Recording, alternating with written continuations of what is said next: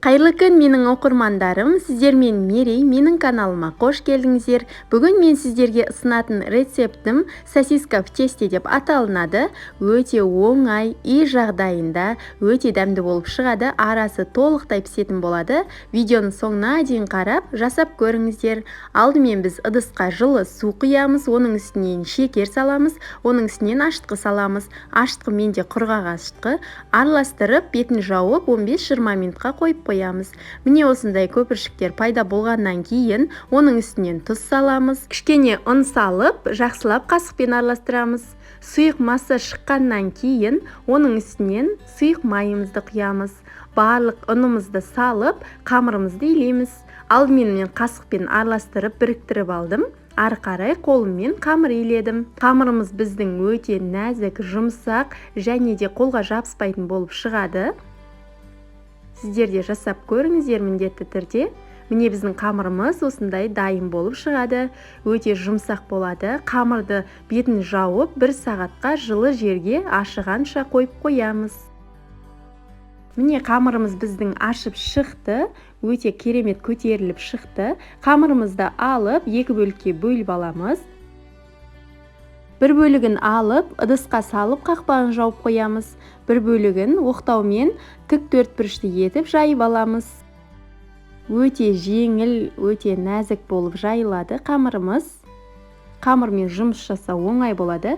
1,5 сантиметрді етіп жайып алғаннан кейін пышақтың көмегімен ұзынша бөліктерге кесіп шығамыз. Міне видеода көріп тұрғандай жасаңыздар.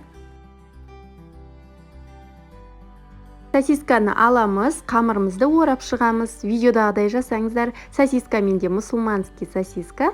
Барлық дүкенде сатылатын сосисканы қолдандым. Сіздерге де оңай болсын. Қамырымыз жетпеген жағдайда екінші қамырмен ары қарай орап біріктіреміз. Артық бөлігін кесіп алып тастаймыз. Және осылай видеодағыдай жасаңыздар. Міне дайын. Екінші қамырды да алып, дәл жаңағыдай етіп, ұзын бөліктерге бөліп аламыз. Сосискамызды алып, сіздерге тағы да көрсетіп өтейін. Осылай жақсылап орап шығамыз. Қамырымызды қатты басудың қажеті жоқ, жеңіл ғана орап шығамыз. Міне жетпеген жеріне осылай біріктіріп қоямыз. Қамырымыз ашылып кетпеу үшін қаттырақ біріктіруіміз қажет. Міне біздің сосискамыз дайын. Пергамент қағаз төселген табаға салып, сосискаларымыздың бетін 20 минутқа жауып қоямыз. Тағы да көтеріліп шығады. Міне сосискаларымыз көтерілгеннен кейін ашамыз, жұмыртқаға, яғни жұмыртқаның сары уызына сүт араластырып, осылай бетіне жағып шығамыз. Біздің сосискамыз сарғыш әдемі болып пісуіне көмегін береді. Оның үстінен әсемдік ретінде күнжіт сеуіп шықсаңыздар болады. Дайындап алған сосискаларымызды алдын ала 180 градуста қызып тұрған пеште 25-30 минут пісіріп аламыз. Міне достар, біздің өте жұмсақ, өте дәмді, үй жағдайында оңай жасалынатын сосиска в тестелеріміз дайын болды. Пештен шыққаннан кейін кішкене суытып аламыз. Міне осындай жұмсақ болады. Сатуға да болады бұл сосискаларды.